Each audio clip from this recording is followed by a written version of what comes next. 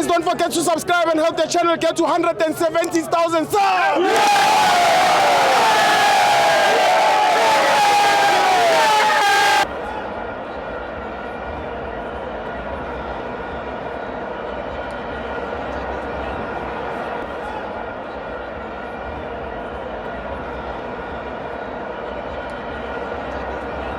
Welcome to Amapenzo to TV, East African Cup of Nations. Bafana Bafana 1, Cameroon 2. I'm joined by Shaba.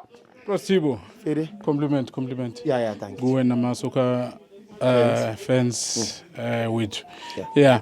So fetu I came here to be right. Though umkula ufike vele too defensive. Lento besikhala ngayo. Then I plan yakhe bezosebenza. Provided we have a slam, but imshayile yena. And then he came first 10-15 minutes bese iphethe. Sure. Igame bese iphethe mfuke ngichance befanele ukucedela bowedwa lapha ungaphazamisa umuntu. So ukuthi ucabanga ini and then I trap yokucala it was good, I finish up, I flop leader. Yeah. Sibuye kuKabini uthola ichance uyi-1 still. Labantu befanele igame sicede nge first 45 minutes. So but then asikho happy singama fans womzansi kahle especially umkhulu inkani nayo isebenzisa kakhulu nalangasa engafanele khona uyabona. So nje masibuya ku World Cup abantu kumele ukuthi basale manje including na umkhulu fanele a substitute uKabini akahlale usithole akahlale asithola abantu abaserious abafuna ukwenza into uFoster yena angabuyela kwi-league yabo vele sisimnandi. Yes, great. Yeah, so bona abo Foster banale mentality yokuthi ngoba nabadlala ngada mawufika ngayi whether uya flop or uyenzani but fanele kuhlezi ku line up. So thina sisebenza ngokuthi onudlala la sebenza ngokuthi imisebenzi sifuna imisebenzi thina la uyaperforma na.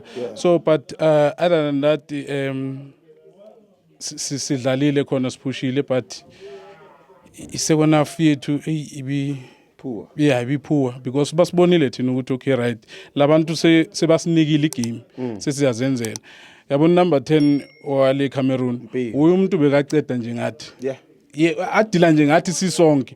Yeah, because ubona ukuthi labantu bagcwele emuva but makumele bakhuphuke bona still siyazithayida asikhona ukuvula and then sinikezana ibhola sidlala ibhola lesijwayele ukudlala yabona but ke otherwise ababuye abafethu siba welcome sibuyele sicale phansi ku Betway and then ku World Cup kona ama substitute maningi lapha kubafana bafane kenziwe. Sure. Yeah, so yeah okuninga kukhusithiwe hard luck ma South Africans siyabuya ku World Cup but then asihlaleni ezameleni baphathi ucoach omusha umkhulu sekakhulile naye sizoloku simblame and then ayikho futhi into azoyenza because inkani yabona akafuni ukutshela umkhulu yabona old age and manje into esikhabatha kakhulu ilento yakho ukuthi lo ngoba ubani na kanjani fanele ahlale sesquadini iskimini and iyasibulala le nto leyo. Yeah, so substituteni sithola abantu abanye abafit. Game yanamhlanje beyimdinga uMakgopa,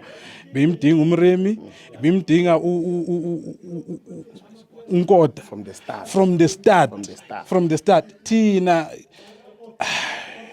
ene bengine hope yokuthi kule defensive yakhe sekonafu uzodonsa kulama defender afake abantu abazokatheka abaye siye phambili because vele sesise move asape yakhe okay uMakgopa all right but then ke